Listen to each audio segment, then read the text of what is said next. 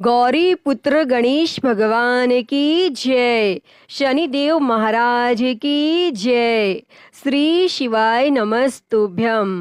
प्रिय भक्तजनों, आज हम इस वीडियो में शनिवार व्रत की कथा सुनेंगे। तो आप सभी भक्तजन बड़ी ही श्रद्धा, ध्यान पूर्वक और प्रसन्नचित्त मन से इस कथा को पूरा अवश्य सुनिएगा। तो सभी प्रेम से बोलिए शनिदेव महाराज की जय। एक समय की बात है, किसी गांव में एक ब्राह्मण देवता अपनी पत्नी तथा बच्चों के साथ रहते थे। एक दिन ब्राह्मण देवता सुबह सोकर उठे तो बहुत ही चिंतित दिखाई दे रहे थे। तो अपने पति को इतना चिंतित देखकर उनकी पत्नी ने पूछा कि स्वामी, आज आप सुबह सुबह किस चिंता में डूबे हुए हैं? तो पत्नी की बात सुनकर ब्राह्मण देवता ने कहा, कोई बात नहीं, बस यूं ही थोड़ी तबीयत खराब है। लेकिन ब्राह्मण की पत्नी बहुत ही समझदार थी। वह जान चुकी थी कि उसके पति कोई ना कोई समस्या से घिरे हैं। तो उसके बार बार पूछने पर ब्राह्मण देवता ने कहा कि मैं कई दिन से एक ही सपना देख रहा हूँ कि एक व्यक्ति नीले कपड़े पहनकर आता है और मुझसे कहता है कि तुम्हें मेरी 7.5 लगेगी। तो यह सुनकर ब्राह्मण देवता की पत्नी ने कहा, अरे वह तो शनि देव भगवान हैं, जो आप पर शनि की दशा लगाने को कहते हैं। अब जब भी शनि देव आपके सपने में आए और बोले कि तुम्हें मेरी 7.5 लगेगी, तो आप उन्हें प्रणाम करके बोलिए कि 1.15 से ज्यादा मत लगाइए। तो ब्राह्मण देवता ने कहा कि ठीक है, मैं ऐसा ही बोल दूंगा। तब दूसरी ही रात्रि को शनि देव ने फिर से ब्राह्मण के सपने में आकर कहा कि तुम्हें मेरी 7.5 लगेगी। तब ब्राह्मण देव ने कहा कि हे प्रभु, मेरे में इतनी क्षमता नहीं है, मैं इतने साल तक कष्ट नहीं सह पाऊंगा। आप कृपया करके मुझ पर थोड़े ही समय के लिए लगें। तब शनि देव ने कहा, तो ठीक है, मैं 2.5 साल के लिए लगूंगा। तो ब्राह्मण देव बोला कि नहीं प्रभु, मैं इतना भी सहन नहीं कर पाऊंगा, आप कृपया करके केवल 1.15 तक ही लगें। तो शनि देव ने कहा कि ठीक है, जैसा तुम कह रहे हो, मैं 1.15 तक ही लगूंगा। तब अगले दिन प्रातः काल होते ही ब्राह्मण देव ने अपनी पत्नी को सारी बात बताई और कहा कि मुझे शनि देव की कुदृष्टि लगी है और वह भी 1.15 के लिए, इसलिए मैं जंगल में जा रहा हूँ, वहीं पर पूजा अर्चना करूँगा। तब इतना बोलकर ब्राह्मण देव जंगल में चले गए और जंगल में उन्होंने पूजा की। जब थोड़ा सा समय बचा तो वह सोचने लगे कि इतना समय तो घर जाने में लग जाएगा, तो मुझे अब चलना चाहिए। तो यह सोचकर वह खड़े होकर घर के लिए चल पड़े। तब रास्ते में उन्होंने देखा कि एक खेत में तरबूज की बहुत सारी बेलें लगी हुई हैं और उन बेलों को बहुत ही सुंदर सुंदर तरबूज लगे हुए हैं। तो उन्हें देखकर ब्राह्मण देवता का मन ललचा उठा और वह सोचने लगा कि तरबूज ले चलता हूँ, घर जाकर बच्चों को दे दूंगा, कितने खुश होंगे।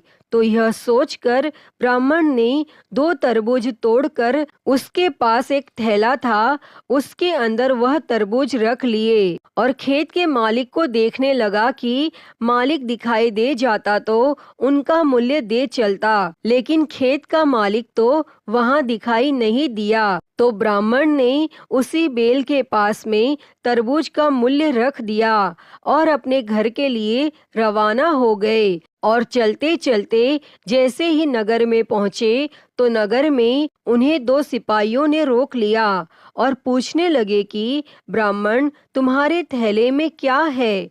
तो ब्राह्मण देव ने कहा कि इसमें तो तरबूज है, मैं अपने बच्चों के लिए लेकर आया हूँ। तो सैनिकों को भरोसा नहीं हुआ, तो वह कहने लगे कि खोल कर दिखाओ। तो ब्राह्मण देव ने जैसे ही थैला खोला तब देखा कि उसके अंदर तो नगर के राजा के दोनों बेटों के सिर कटे हुए हैं। तब यह देखते ही सैनिकों ने ब्राह्मण को बंदी बनाया और राजा के पास ले गए और बोले कि महाराज, इस ब्राह्मण ने आपके पुत्रों की हत्या कर दी है और उनके सिर अपने थैले में छुपा रखे हैं। तब यह सुनते ही राजा को बहुत ही गुस्सा आया और दुखी भी हुआ। तब राजा ने आदेश दिया कि इस ब्राह्मण को तुरंत ही फांसी पर चढ़ा दो। तो ब्राह्मण ने राजा से प्रार्थना की कि हे राजन, मेरी अंतिम इच्छा है कि मैं मरने से पहले पूजा पाठ करना चाहता हूँ। तो राजा ने कहा कि तुम्हारे मन में पूजा पाठ कहाँ से आई? तुम्हारा मन पवित्र नहीं हो सकता, क्योंकि अगर तुम पवित्र होते और ब्राह्मण होते तो कभी मेरे पुत्रों की हत्या नहीं करते। तब ब्राह्मण ने कहा कि महाराज, यह तो मेरी अंतिम इच्छा है और मरने वाले की अंतिम इच्छा पूरी की जाती है। तब राजा ने ब्राह्मण की अंतिम इच्छा पूरी करने की अनुमति दे दी और ब्राह्मण देव ने पूजा पाठ किया। तब तक शनि का 1.25 पहर समाप्त हो गया। तो उसी समय राजा के दोनों पुत्र शिकार खेलकर लौट आए। तो यह देखकर राजा हैरान था। राजा ने ब्राह्मण की सजा रोक दी और उनके साथ हुए इन हादसों का कारण पूछा। तो ब्राह्मण देव ने कहा कि राजन, मुझ पर शनि देव की 1.25 पहर की दशा लगी थी, जो अब समाप्त हो गई है। तब यह सुनकर राजा ब्राह्मण से पूछने लगे कि हे ब्राह्मण देव, शनि की दशा लगे तो क्या करना चाहिए? मुझे इसके बारे में बिल्कुल भी ज्ञान नहीं है। तब ब्राह्मण देवता ने कहा कि अगर शनि की कुदृष्टि लगे तो काले कुत्ते को सरसों के तेल से चुपड़कर रोटी खिलानी चाहिए। सामर्थ्यवान व्यक्ति को काले हाथी का या काले घोड़े का दान करना चाहिए और शनिवार का व्रत रखकर शनि देव की कथा सुननी चाहिए और इससे शनि की दशा का प्रकोप समाप्त हो जाता है। तब यह सुनकर राजा ने ब्राह्मण देव को छोड़ दिया और जैसे ही ब्राह्मण देव घर पहुँचे तो उनकी पत्नी ने पूछा कि स्वामी, आज आप थैले में क्या लेकर आए हैं? तो ब्राह्मण ने कहा कि बच्चों के लिए तरबूज लाया हूँ। तब पत्नी ने थैला लेकर जैसे ही खोला तो उसके अंदर तो सोने चांदी और हीरे जवाहरात भरे हुए थे। तब यह देखकर पत्नी बहुत ही खुश हुई और अपने पति से कहने लगी कि आपका थैला तो सोने चांदी जवाहरात से भरा है, इन्हें आप कहाँ से लाए हैं? तो यह देखकर ब्राह्मण देव बहुत ही प्रसन्न हुए और शनि देव की महिमा अपनी पत्नी को बताई और बोले कि जब 1.25 पहर की दशा लगी थी तो तरबूज राजा के बेटे के सिर बन गए और जब 1.25 पहर की दशा समाप्त हुई तो वही तरबूज सोना चांदी जवाहरात बन गए। हे शनिदेव, आपकी महिमा तो अत्यंत निराली है। जैसे आपने मुझ पर 1.25 पहर की दशा लगाई वैसे किसी पर ना लगाना और जैसे आपने मेरे जैसे गरीब पर कृपा की वैसे सब पर करना। जो भी श्रद्धा भाव से आपका व्रत रखे और आपकी व्रत कथा सुने, उसकी सारी मनोकामनाएं पूर्ण करके आशीर्वाद देना कि वह कभी भी अपने जीवन में नाना प्रकार के कष्टों का सामना ना करे और अपने कार्य क्षेत्र में हमेशा उसको सफलता मिले। तो सभी प्रेम से बोलिए शनिदेव महाराज की जय। प्रिय भक्तजनों, आइए अब शनिदेव महाराज की अगली कहानी को सुनते हैं। एक बार एक राजा था। उसने अपने राज्य में घोषणा कर रखी थी कि दूर दूर से जो भी सौदागर बाजार में माल बेचने आए, अगर उनका माल नहीं बिकेगा तो राजा उसे स्वयं खरीद लेगा। और यह घोषणा सुनकर सौदागर प्रसन्न हो गए और जब भी किसी सौदागर का माल नहीं बिकता तो राजा के आदमी उसे उचित मूल्य देकर सारा सामान खरीद लेते थे। तब एक दिन एक लोहार लोहे की शनि देव की मूर्ति बनाकर लाया, परंतु शनि देव की मूर्ति का कोई भी खरीदार नहीं आया। और शाम के समय राजा के कर्मचारी आए और वह मूर्ति को राजा के पास लेकर गए। तब राजा ने उस मूर्ति को आदर के साथ महल में रखवा लिया। तब शनि देव के घर में आने से सभी देवी देवता राजा से नाराज हो गए। तब रात के अंधेरे में राजा ने एक तेजस्वी स्त्री को अपने घर से जाते देखा। तो राजा ने उससे पूछा, आप कौन हैं? तब वह बोली, मैं लक्ष्मी हूँ, तुम्हारे महलों में शनि का वास है, मैं यहाँ नहीं रह सकती। तब राजा ने उस स्त्री को नहीं रोका और कुछ समय बाद राजा ने एक देव पुरुष को घर से जाते देखा और उससे पूछा, आप कौन हैं? तो वह देव पुरुष बोला, मैं वैभव हूँ, मैं सदा लक्ष्मी के साथ रहता हूँ, जब लक्ष्मी ही नहीं तो मैं यहाँ कैसे रह सकता हूँ। और राजा ने उसे भी नहीं रोका और वह भी चला गया। और इसी प्रकार धीरे धीरे धर्म, धैर्य, क्षमा आदि सभी गुण एक एक करके चले गए और राजा ने किसी को भी रुकने के लिए नहीं कहा। लेकिन अंत में जब सत्य जाने लगा तब राजा के पूछने पर उसने कहा, जहाँ लक्ष्मी, वैभव, धर्म, धैर्य और क्षमा का वास नहीं तो मैं यहाँ क्या करूँगा। अब राजा सत्यदेव के पैरों में गिर पड़ा और बोला, महाराज आप कैसे जा सकते हैं? आप ही के बल पर मैंने लक्ष्मी, वैभव, धैर्य, धर्म आदि सभी का तिरस्कार किया है, मैं आपको नहीं छोड़ूंगा। तब राजा का इतना आग्रह देखकर सत्य वहां रुक गया और महल के बाहर सभी देवी देवता सत्य की राह देख रहे थे। और उसे न आता हुआ देखकर धर्म बोला, मैं सत्य के बिना नहीं रह सकता, मैं वापस जा रहा हूँ। और धर्म के पीछे पीछे क्षमा, वैभव, लक्ष्मी सभी लौट आए तथा राजा से कहने लगे, तुम्हारे सत्य प्रेम के कारण ही हमें यहाँ वापस लौटना पड़ा है। तुम जैसा राजा दुखी नहीं रह सकता। सत्य प्रेम के कारण लक्ष्मी तथा शनि एक साथ रहने लगे। तो बोलिए, सत्य भगवान की जय। हे प्रभु, जैसे आपने राजा पर कृपा की वैसे ही सब पर करना। कहानी अधूरी हो तो पूरी करना, पूरी हो तो मान करना। तो सभी प्रेम से बोलिए, शनिदेव महाराज की जय। प्रिय भक्तजनों, आइए अब शनिवार व्रत की अगली कथा को सुनते हैं।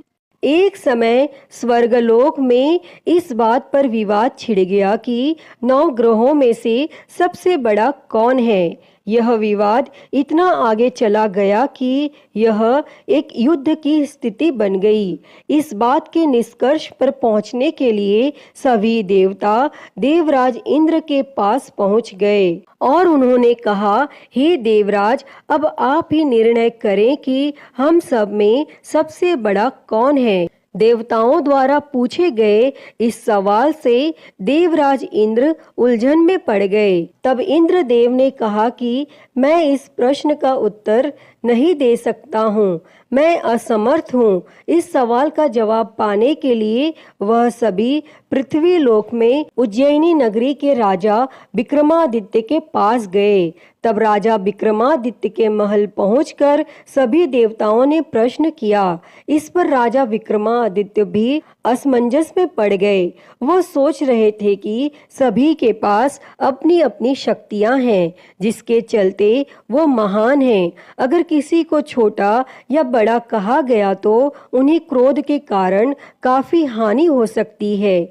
इसी बीच राजा को एक तरीका सूझा। उन्होंने 9 तरह की धातु बनवाई जिसमें स्वर्ण, रजत, कांसा, ताम्र, सीसा, रांगा, जस्ता, अभ्रक वह लोहे शामिल थे। तब राजा ने सभी धातुओं को एक एक आसन के पीछे रख दिया और इसके बाद उन्होंने सभी देवताओं को सिंहासन पर बैठने के लिए कहा। तब धातुओं के गुणों के अनुसार सभी आसनों को एक दूसरे के पीछे रखवा कर उन्होंने देवताओं को अपने अपने सिंहासन पर बैठने को कहा। और जब सभी देवताओं ने अपना अपना आसन ग्रहण कर लिया, तब राजा विक्रमादित्य ने कहा, इस बात का निर्णय हो चुका है, जो सबसे पहले सिंहासन पर बैठा है वही बड़ा है। यह देखकर शनि देवता बहुत नाराज हुए। उन्होंने कहा, राजा विक्रमादित्य, यह मेरा अपमान है। तुमने मुझे सबसे पीछे बिठाया है। मैं तुम्हारा विनाश कर दूंगा। तुम मेरी शक्तियों को नहीं जानते हो। तब शनि देव ने कहा, एक राशि पर सूर्य 1 महीने, चंद्रमा 2.25 महीने, मंगल 1.5 महीने, बुध और शुक्र 1 महीने, बृहस्पति 13 महीने रहते हैं, लेकिन मैं किसी भी राशि पर 7.5 वर्ष रहता हूँ। मैंने अपने प्रकोप से बड़े बड़े देवताओं को पीड़ित किया है। वो मेरा ही प्रकोप था कि भगवान राम को वन में जाकर रहना पड़ा था, क्योंकि उन पर 7.5 थी, और रावण की मृत्यु भी इसी कारण हुई। अब तू भी मेरे प्रकोप से नहीं बच पाएगा। और शनि देव ने बेहद क्रोध में वहां से विदा ली और वहीं बाकी देवता खुशी खुशी वहां से चले गए। इसके बाद सब कुछ सामान्य ही चलता रहा। राजा विक्रमादित्य पहले की ही तरह न्याय करते रहे। दिन ऐसे ही बीतते रहे, लेकिन शनि देव अपना अपमान नहीं भूले। एक दिन शनि देव बदला लेने के लिए घोड़े के व्यापारी के रूप में राज्य पहुंचे। जब राजा विक्रमादित्य को इस बात का पता चला तो उन्होंने अपने अश्वपाल को कुछ घोड़े खरीदने के लिए भेजा। जब अश्वपाल लौट आया और राजा को बताया कि घोड़े बेहद कीमती हैं, तब राजा ने खुद जाकर एक सुंदर और शक्तिशाली घोड़ा पसंद किया और उसकी चाल देखने के लिए घोड़े पर सवार हो गए। जैसे ही राजा विक्रमादित्य घोड़े पर बैठे, वैसे ही घोड़ा बिजली की रफ्तार में दौड़ पड़ा। घोड़ा राजा को एक जंगल ले गया और वहां जाकर राजा को नीचे गिरा दिया और फिर कहीं वह गायब हो गया। तब राज्य का रास्ता ढूंढने के लिए राजा जंगल में भटकने लगा, लेकिन उसे कोई रास्ता नहीं मिला। और कुछ समय बाद उसे एक चरवाहा मिला और भूख प्यास से परेशान उस राजा ने चरवाहे से पानी मांगा।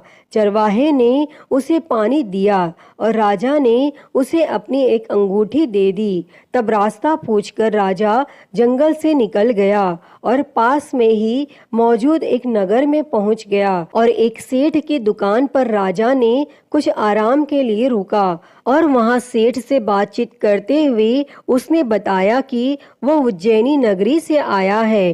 तब राजा कुछ देर तक उस दुकान पर बैठा। जितनी देर वो वहां बैठा, सेठ जी की काफी बिक्री हो गई। तब सेठ ने खुद को बहुत भाग्यवान समझा और सेठ ने राजा को अपने घर खाने पर आमंत्रित किया। और सेठ के घर में एक खूंटी पर सोने का हार लटका था और उसी कमरे में वह राजा को छोड़कर चला गया और कुछ समय बाद खूंटी उस सोने के हार को निगल गई। तब सेठ ने विक्रमादित्य से वापस आकर पूछा कि उसका हार कहाँ है। तब राजा ने उसे हार गायब होने की बात बताई। इस पर सेठ ने क्रोधित होकर चोरी करने के अपराध में विक्रमादित्य के हाथ पांव काटने का आदेश दे दिया। तब राजा विक्रमादित्य के हाथ पांव काटकर उसे नगर की सड़क पर छोड़ दिया गया। फिर कुछ समय बाद विक्रमादित्य को एक तेली अपने साथ ले गया। तेली ने उसे अपने कोल्हू पर बैठा दिया। वह पूरा दिन बैलों को आवाज देकर हाँकता था और विक्रमादित्य का जीवन इसी तरह यापन होता रहा। और उस पर शनि की 7.5 थी, जिसके खत्म होने पर वर्षा ऋतु शुरू हुई। एक दिन राजा मेघ मल्हार गा रहा था। उसी समय उस नगर के राजा की बेटी राजकुमारी मोहिनी ने उसकी आवाज सुनी। उसे आवाज बेहद पसंद आई। मोहिनी ने अपनी दासी को भेजकर गाने वाले को बुलाने को कहा और जब दासी लौटी तो उसने अपंग राजा के बारे में मोहिनी को सब बताया। लेकिन राजकुमारी उसके मेघ मल्हार पर मोहित हो चुकी थी और अपंग होने के बाद भी वह राजा से विवाह करने के लिए मान गई। जब मोहिनी के माता पिता को इस बात का पता चला तो वो हैरान रह गए। तब रानी ने अपनी बेटी को समझाते हुए कहा कि तेरे भाग्य में किसी राजा की रानी का सुख है, तू इस अपंग से क्यों विवाह करना चाहती है। लेकिन समझाने के बावजूद भी राजकुमारी अड़ी रही और अपनी जिद को पूरा कराने के लिए राजकुमारी ने भोजन छोड़ दिया। तब अपनी बेटी की खुशी के लिए राजा रानी अपंग विक्रमादित्य से मोहिनी का विवाह कराने के लिए तैयार हो गए और दोनों का विवाह हुआ और वह तेली के घर रहने लगे। और उसी दिन विक्रमादित्य के सपने में शनि देव आए। उन्होंने कहा कि देखा तूने मेरा प्रकोप। तब राजा ने शनि देव से उसे क्षमा करने को कहा और उन्होंने कहा कि जितना दुख आपने मुझे दिया है उतना किसी और को मत देना। तब इस पर शनि देव ने कहा, राजा मैं तुम्हारी प्रार्थना स्वीकार करता हूँ। जो कोई व्यक्ति मुझे पूजेगा, व्रत करेगा और मेरी कथा सुनेगा उस पर मेरी कृपा दृष्टि हमेशा बनी रहेगी। सुबह जब राजा विक्रमादित्य की नींद खुली तो उसने देखा कि उसके हाथ पांव वापस आ गए हैं और उन्होंने मन ही मन में शनि देव को नमन किया। और राजकुमारी भी विक्रमादित्य के हाथ पैर देखकर हैरान रह गई। तब राजा ने शनि देव के प्रकोप की कथा सुनाई और जब सेठ को यह बात पता चली तो वह तेली के घर पहुंचा। उसने राजा विक्रमादित्य से उनके पैरों में गिरकर माफी मांगी।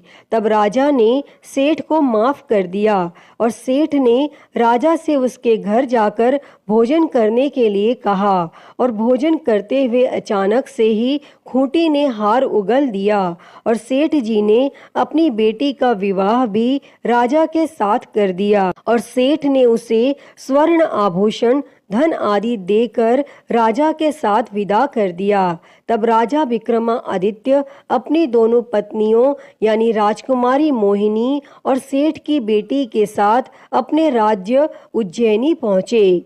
सभी ने उनका स्वागत किया। इसके बाद राजा विक्रमादित्य ने पूरे राज्य में घोषणा करते हुए कहा कि आज से शनि देव सब देवों में सर्वश्रेष्ठ माने जाएंगे और साथ ही शनि देव का व्रत करें और व्रत कथा जरूर सुनें।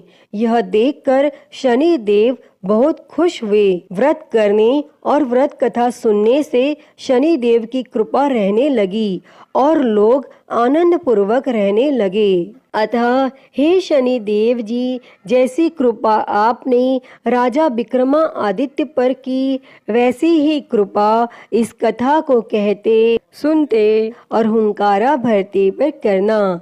तो बोलिए शनि महाराज की जय, नवग्रह देवताओं की जय। प्रिय भक्तों, तो मैं उम्मीद करती हूँ कि आपको यह कथा पसंद आई होगी और अगर वीडियो अच्छी लगी हो तो इसे लाइक करें, ज़्यादा से ज़्यादा शेयर करें और कमेंट में शनिदेव की जय लिखना ना भूलें और हरिहर भक्ति चैनल को सब्सक्राइब कर नोटिफिकेशन बेल को ज़रूर ऑन कर लें। हर हर महादेव। धन्यवाद।